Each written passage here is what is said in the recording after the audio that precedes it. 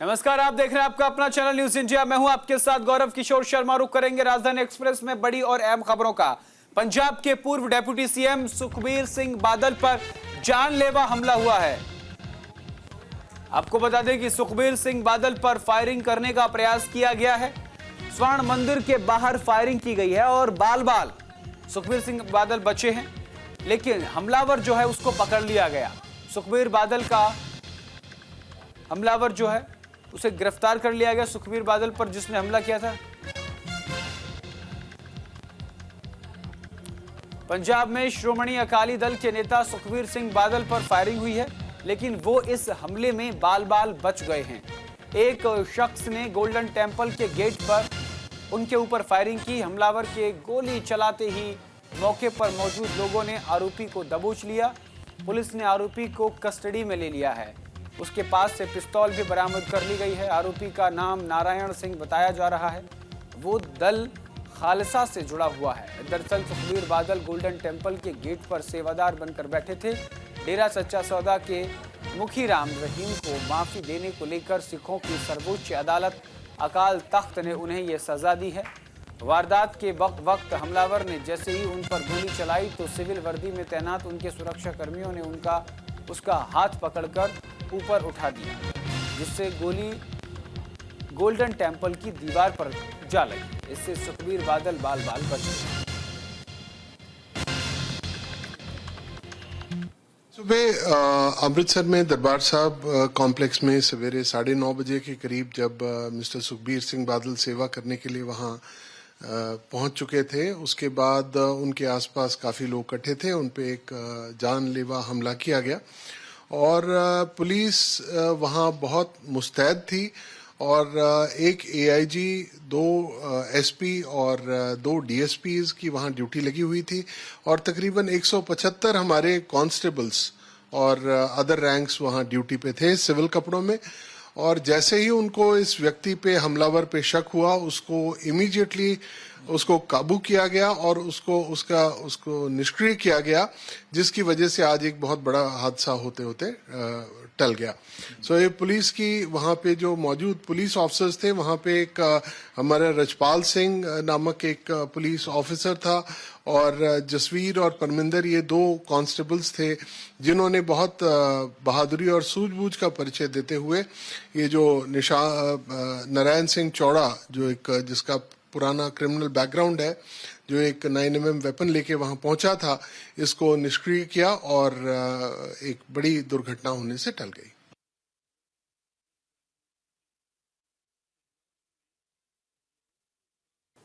और सुखबीर बादल पर हमले का मामला पंजाब के मुख्यमंत्री भगवंत मान ने उस निंदा की है। इस हमले की पंजाब को बदनाम करने की साजिश की जा रही है।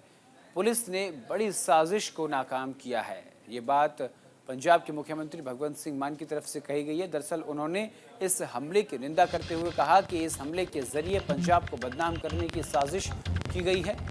हालांकि उन्होंने पुलिस कर्मियों की तारीफ की जिन्होंने उनको बचा लिया, लेकिन इसको लेकर के उन्होंने इस हमले की निंदा की है। उन्होंने कहा कि पंजाब को बदनाम करने की साजिश की जा रही है। और पंजाब पुलिस के ਜਿਹੜੇ ਸੀਨੀਅਰ देखो बहुत मंदभागी घटना है। वो भी उत्थे जिथे गुरु की नगरी, जिथे सरबत के भले की बाणी पढ़ी जाती है, जिथे 24 घंटे मनुखता की सेवा का सुनेहा दिता जाता है, तो पंजाब पुलिस की मुस्तैदी करके अज एक बहुत वड्डी घटना जी है वो होणों बच गई। वो बंदे नूं जिहड़ा उत्थे काबू कर लिया गया, मौके ते उन्होंने गिरफ्तार कर लिया गया। तो मैं पल पल जिहड़ा डीजीपी नाल और पंजाब पुलिस के जिहड़े सीनियर अधिकारी ने अमृतसर दे विच, मैं उन्हां नाल इन टच हाँ। तो मैं उन्होंने सख्त निर्देश भी दिते ने कि इहदी गहराई नाल जांच की जाए तो बहुत जल्दी कि उहदे पिछे की कारण सी, कौन उहदे पिछे हथ कीदा है, ते पंजाब नूं जां पंजाब नूं बदनाम करन लई इहो जिहियां साजिशां जिहड़ियां ने वो असीं कामयाब नहीं होण देवांगे। मैं सुखबीर बादल जी ते होए हमले की सख्त निंदा करदा। देखो बहुत मंदभागी घटना है। वो भी उत्थे जिथे गुरु की नगरी ਜਿੱਥੇ ਸਰਬੱਤ ਦੇ ਭਲੇ ਦੀ ਬਾਣੀ ਪੜ੍ਹੀ ਜਾਂਦੀ ਹੈ, ਜਿੱਥੇ 24 ਘੰਟੇ ਮਨੁੱਖਤਾ ਦੀ ਸੇਵਾ ਦਾ ਸੁਨੇਹਾ ਦਿੱਤਾ ਜਾਂਦਾ ਹੈ ਤੇ ਪੰਜਾਬ ਪੁਲਿਸ ਦੀ ਮੁਸਤੈਦੀ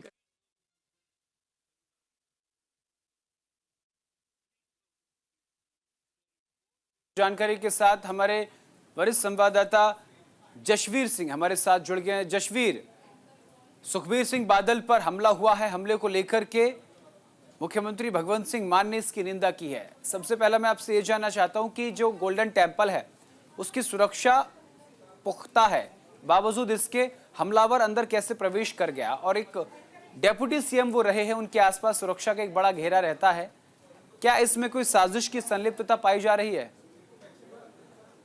गौरव, आपको बता दें कि डिप्टी सीएम रह चुके सुखबीर बादल के पास जेड सिक्योरिटी है और उसको लेके अभी अगर हम 3 दिन पीछे चले जाते हैं तो सुखबीर सिंह बादल के ऊपर काफी आरोप लगे थे, जिन आरोपों को उसने ये माना कि ये सारे आरोप बिल्कुल सही है और उसको तनख्वाह, यानी कि जो सिख समुदाय में एक सजा को तनख्वाह बोला जाता है, तो उनको तनख्वाह लगी थी, यानी कि सजा लगी हुई थी। सजा में उसने उनको बर्तन साफ करने थे, जूते साफ करने थे और वॉशरूम साफ करने थे और जो गेट पे उन्होंने तख्ती अपने ऊपर टांग के पर्चा लेके साथ में वहां पे उन्होंने पहरा देना था 2 दिन के लिए। कल उन्होंने ये सजा अपनी पूरी की, आज 9 बजे से लेके 10 बजे तक उनकी सजा चल रही थी और जैसे ही सुखबीर बादल वहां पे पहुंचे सजा देने के लिए और वहां पे बैठे थे, वो अपनी सजा काट रहे थे। थोड़ी देर में सामने एक शख्स आता है और उसने अपनी जेब से रिवॉल्वर निकाला और उसके सुखबीर बादल के ऊपर जैसे गोली चलाने लगे तो सामने जो सुरक्षा कर्मी थे, पुलिस कर्मचारी से वो सिविल में थे, तो उन्होंने एकदम उनकी बाजू को पकड़ ऊपर कर दिया, जो फायर था वो ऊपर चला गया और सुखबीर बादल बाल बच गए। आपको बता दें कि ये सुखबीर बादल के ऊपर हमलावर का नाम नारायण सिंह चोड़ा है, तो पिछले लगभग कई सालों से उनके ऊपर क्रिमिनल रिकॉर्ड है। वो 12 बार उसके ऊपर FIR दर्ज हो चुकी है और 1984 में वो पाकिस्तान भी जाके आया और जेल ब्रेक में भी उसका नाम है, तो ऐसे वो हिस्ट्री शीटर था। और जैसे ही पुलिस को पता चला, हालांकि पुलिस को ये CID थी कि हो सकता है कि सुखबीर बादल के ऊपर हमला हो सकता है, जिसको लेके आज उन्हें लगभग 250 पुलिसकर्मी सिविल में उन्होंने यहाँ पे तैनात कर रखे थे, क्योंकि जो गुरुद्वारा साहब के अंदर वर्दी डालने के बाद पुलिस को अंदर जाने नहीं देते, तो इसी को लेके वो सिविल में थे। पर जैसे ही उस बंदे ने रिवॉल्वर निकाली तो बड़ी मुस्तैदी के साथ जसवीर सिंह जो पुलिस का अधिकारी था, उसने उसको पकड़ के उसकी बाजू ऊपर की, तो ये जो उसका निशाना था चूक गया। तो ये था सारा सिनेरियो और जिसको लेके सुखबीर बादल पाल जहाँ पे बर्फ बचे। जसवीर जी, जो ये हमलावर था इसका किसी न किसी आतंकी संगठन के साथ भी रिश्ता बताया जा रहा है, जुड़ा हुआ बताया जा रहा है। अगर हम बात आपको बताएं कि जो नारायण सिंह चोड़ा है, ये दल खालसा का ये साथी माना जा रहा है और अभी पुलिस इंक्वायरी कर रही है कि इसकी मंशा क्या थी और सुखबीर बादल के ऊपर इसने हमला क्यों किया। अभी ये इंक्वायरी चली। हालांकि थोड़ी देर पहले ही CM भगवंत मान का एक ट्वीट आया और उसके ऊपर उन्होंने पंजाब पुलिस की श्लाघा की और उन्होंने बोला कि बहुत बड़ा जो हमला किया था पंजाब पुलिस की मुस्तैदी की वजह से ये हमला टल गया और गुरु की जो स्थान है वहां पे ये अनहोनी घटना होने से बच गया। तो उन्होंने पुलिस की भी काफी सराहना किया और उन्होंने बोला कि मैंने सख्त निर्देश दिए कि जल्द से जल्द इसकी जो कार्रवाई पूरी कर सके और जो इंक्वायरी है वो पूरी हो सके। अभी इसको हिरासत में ले ली, गिरफ्तार कर लिया गया, इसको लेकर के सुखबीर सिंह बादल की कोई प्रतिक्रिया सामने आई है? अभी तक कोई सुखबीर सिंह बादल की कोई भी स्टेटमेंट सामने नहीं है। हालांकि जो विक्रम सिंह मजीठिया है उनकी स्टेटमेंट आई है और जितने भी अकाली नेता है सबकी यहाँ पे स्टेटमेंट आ चुकी है, पर सुखबीर बादल की अभी तक कोई भी स्टेटमेंट नहीं है। और सुखबीर बादल आपको बता दें कि पिछले 2 दिन से वो सजा काट रहे थे, पिछले 3 महीने से सुखबीर सिंह बादल को। बिल्कुल जसवीर, तो पूरे इस हमले की जो है मुख्यमंत्री भगवंत सिंह मान ने निंदा की है। बहुत बहुत शुक्रिया जसवीर जी तमाम जानकारी के लिए। रुक करते हैं आगे खबरों की ओर। वहीं सुखबीर सिंह बादल पर हमले के बाद कई नेताओं की प्रतिक्रिया सामने आई है। उन्होंने कहा कि ये बेहद दुखद है, सुखबीर सिंह बादल को मारने की कोशिश की गई। ये बहुत दुखद है, अगर उनको मारने की हत्या करने की साजिश हुई है तो और भी ज़्यादा दुखद है। ये बहुत दुखद है। अगर उनको मारने की, हत्या करने की साजिश हुई है तो और भी ज्यादा दुखद है। ये बहुत दुखद है। अगर उनको मारने की, हत्या करने की साजिश हुई है तो और भी ज्यादा दुखद है। भाई मैं समझता हूं कि बहुत गलत हुआ, ऐसा नहीं होना चाहिए था। सुखबीर बादल के ऊपर गोली चलना, मैं 100% सरकार की नलायकी मानता हूं। जेड प्रोटेक्टी जो बंदा है उसके ऊपर ऐसी गोली चल जाना, तो ये लॉ एंड ऑर्डर की कहीं ना कहीं दिखता है कि पंजाब के अंदर लॉ एंड ऑर्डर की जो हालात हैं। और जिस व्यक्ति ने भी ये गोली चलाई है, कौन है, नेचुरली कौन है, कहां से है, उसको करड़ी से करड़ी सजा मिलनी चाहिए। करड़े शब्दों में निंदा करता हूं, चाहे वो कोई भी है, उसको बख्शना नहीं चाहिए, उसके ऊपर सख्त से सख्त कार्रवाई होनी चाहिए। पहले तो जो सुखबीर सिंह बादल साहब की जान बची, वो क्योंकि भगवान के घर के आगे थे, इसलिए उस अकाल पुरख ने उनकी रक्षा की। दूसरी बात मैं कहना चाहता हूं, मेरी लड़ाई क्या रही, जब मुझे हर टाइम यही अकाली दल, यही लोग, जब मैं बड़े बड़े टेररिस्टों को, चाहे वो मेरे दादाजी के कातिल हों, चाहे और हो, मैं यही कहता था भी कभी भी ये किसी के सके नहीं हैं, किसी को भी डसेंगे। ये वही नारायण सिंह चौड़ा है जो सरदार बेअंत सिंह जी, जो शहीद आजम सरदार बेअंत सिंह जी मेरे दादाजी, जब देश की सबसे बड़ी टनल, सबसे बड़ी सुरंग बनी।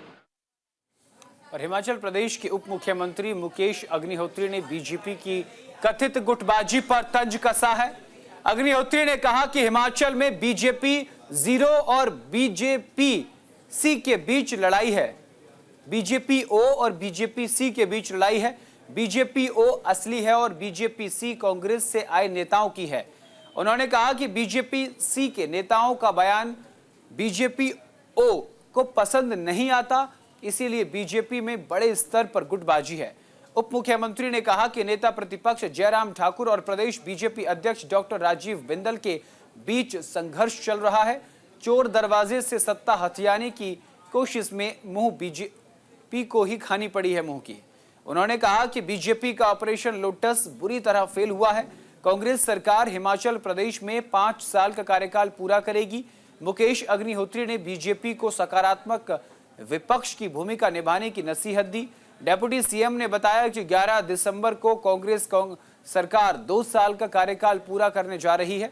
2 साल के कार्यकाल पूरा होने पर जश्न भी होगा। बिलासपुर में धूमधाम से जश्न मनाया जाएगा। उन्होंने कहा कि 2 साल के कार्यकाल पूरा होने से पहले बीजेपी ने हल्ला मचाना शुरू कर दिया है।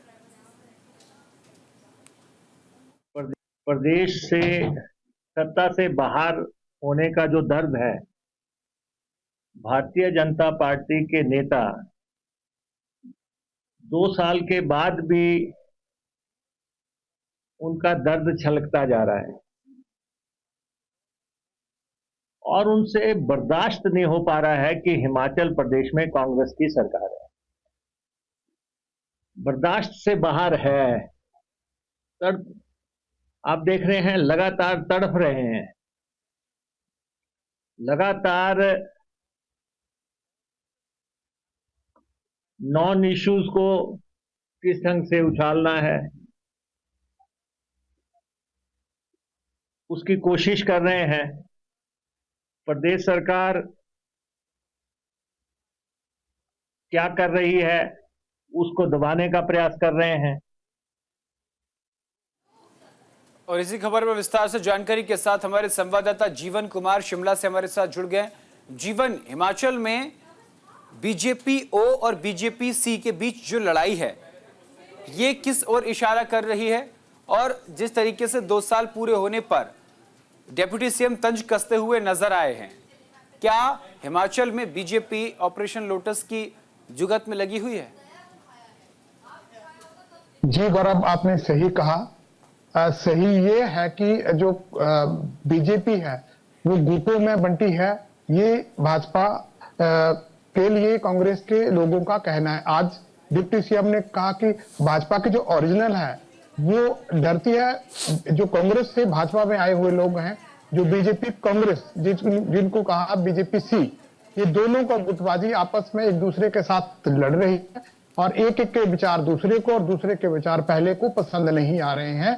बहुत बड़ी गुटबाजी दोनों इन भाजपा के दो जो उन्होंने पार्ट किए, बीजेपी ओ और बीजेपी सी, इनमें चल रही है। दूसरा उन्होंने कहा कि जो प्रदेशाध्यक्ष हैं डॉक्टर राजीव बिंदल और साथ में जो जयराम ठाकुर हैं, वो भी एक दूसरे पर विश्वास कम ही करते हैं। उनका भी जो मनभेद है वो मतभेद में बदलने लगा है। और ये बीजेपी का जो गुटबाजी है वो सिर्फ और सिर्फ झूठ की राजनीति ये लोग करते हैं, और झूठ की राजनीति से ही इन्होंने अपने पिछले 2 साल पूरे कर लिए। जी गौरव, बहुत बहुत शुक्रिया जीवन तमाम जानकारी के लिए। रुक करते हैं आगे खबरों की ओर।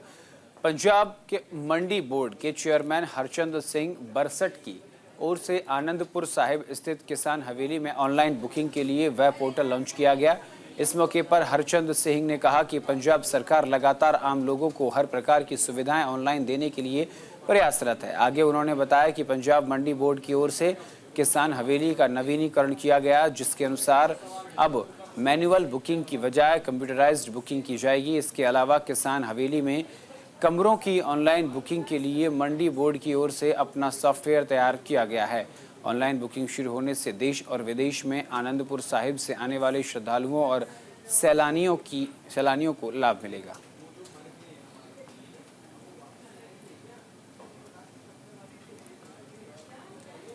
और मुख्यमंत्री नायब सिंह सैनी ने ट्रेन में सफर किया है। दिल्ली से चंडीगढ़ तक वंदे भारत में सफर किया। आपको बता दें कि मुख्यमंत्री सैनी के साथ मंत्री कृष्ण बेदी भी मौजूद रहे, तो दिल्ली से चंडीगढ़ तक वंदे भारत में सफर किया है मुख्यमंत्री नायब सिंह सैनी ने।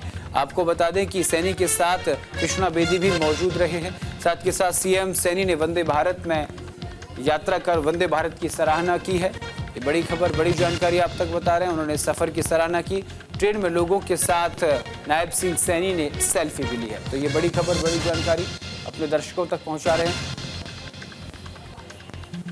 हरियाणा के मुख्यमंत्री नायब सिंह सैनी आज दिल्ली से वंदे भारत एक्सप्रेस ट्रेन के जरिए चंडीगढ़ पहुंचे। रेलवे स्टेशन पर उनका आगमन को लेकर खासा उत्साह देखा गया। सैनी के समर्थक और आम लोग रेलवे स्टेशन पर इकट्ठा हुए और उनके साथ सेल्फी लेते हुए नजर आए। सीएम ने वंदे भारत ट्रेन की तारीफ करते हुए कहा कि इसे आधुनिक भारत की नई पहचान बताया। उन्होंने कहा कि इस ट्रेन का सफर बेहद शानदार है। और पंजाब सरकार ने लोगों को बड़ी राहत दी है। प्लॉट रजिस्ट्री के लिए एनओसी की जरूरत अब नहीं होगी। प्रॉपर्टी रेगुलेशन अधिनियम को इसके लिए मंजूरी मिल गई है। राज्यपाल कटारिया ने अधिनियम को मंजूरी दी है। 3 सितंबर को विधानसभा में इसका ये पारित हुआ था। पंजाब में अब प्लॉट की रजिस्ट्री के लिए एनओसी की शर्त खत्म कर दी है। इससे लोगों को बड़ी राहत मिलेगी। राज्यपाल ने Punjab apartment and property regulation अधिनियम 2024 को मंजूरी दे दी है। इसके लिए मुख्यमंत्री भगवंत मान ने राज्यपाल गुलाब चंद कटारिया को धन्यवाद दिया है। उन्होंने कहा कि विधानसभा में विधेयक को 3 सितंबर पारित किया था। आज राज्यपाल ने इसे मंजूरी दे दी है। मुख्यमंत्री ने कहा कि संशोधन का मकसद छोटे प्लॉट धारकों को राहत देना है, साथ ही अवैध कॉलोनियों पर सख्त नियंत्रण सुनिश्चित करना है। इसका उद्देश्य आम जनता को अपने प्लॉट की रजिस्ट्री में आ रही समस्याओं को दूर करना और अनाधिकृत कॉलोनियों के निर्माण पर रोक लगाना है। इसमें अपराधियों को सजा और जुर्माने की भी व्यवस्था की गई है। जानकारी के मुताबिक संशोधन के अनुसार कोई भी व्यक्ति जिसके पास 31 जुलाई 2024 तक अवैध कॉलोनी में 500 वर्ग गज के प्लॉट के लिए power of attorney, stamp paper पर बिक्री समझौता या कोई अन्य ऐसा दस्तावेज है, उसको जमीन की रजिस्ट्री के लिए एनओसी की आवश्यकता नहीं होगी। रोहतक में पुलिस और बदमाशों के बीच मुठभेड़ देखने को मिली है। मुठभेड़ के दौरान 3 बदमाशों को गोली लगी है। 3 गैंगस्टर घायल अवस्था में गिरफ्तार किए गए हैं। इलाज के दौरान एक गैंगस्टर की मौत भी हो गई है। हरियाणा के रोहतक जिले में देर रात पुलिस और गैंगस्टर के बीच मुठभेड़ हुई। मिली जानकारी के मुताबिक पुलिस को गैंगस्टर राहुल बाबा और उसके साथियों के बारे में गुप्त सूचना मिली थी, जिसके बाद पुलिस ने दबिश देकर आरोपियों को पकड़ना चाहा, लेकिन आरोपियों ने पुलिस की टीम पर फायरिंग कर दी। इसके जवाब में पुलिस की टीम ने भी बदमाशों पर फायरिंग की। इस मुठभेड़ में गोली लगने से गैंगस्टर राहुल बाबा और उसके साथी आयुष और दीपक को पैर में गोली लग गई, जिसके चलते तीनों घायल हो गए। पुलिस ने तीनों को अस्पताल में इलाज के लिए भर्ती करवाया, जहां दीपक नाम के बदमाश का इलाज के दौरान रोहतक पीजीआई में मौत हो गई। गैंगस्टर बाबा राहुल पर हत्या, लूट, फिरौती के मुकदमे दर्ज हैं। हाल ही में 19 सितंबर में बलिया मोड़ पर ट्रिपल मर्डर में राहुल बाबा ने सोशल मीडिया पर आकर इसकी जिम्मेदारी ली थी। और चरखी दादरी में तेज रफ्तार का कहर देखने को मिला है। ट्रक ने स्कूटी को जोरदार टक्कर मारी है, बड़ी खबर। हादसे में जेबीटी टीचर की मौत हो गई है। स्कूल जा रही थी जेबीटी टीचर। आपको बता दें कि जेबीटी टीचर की मौत हो गई।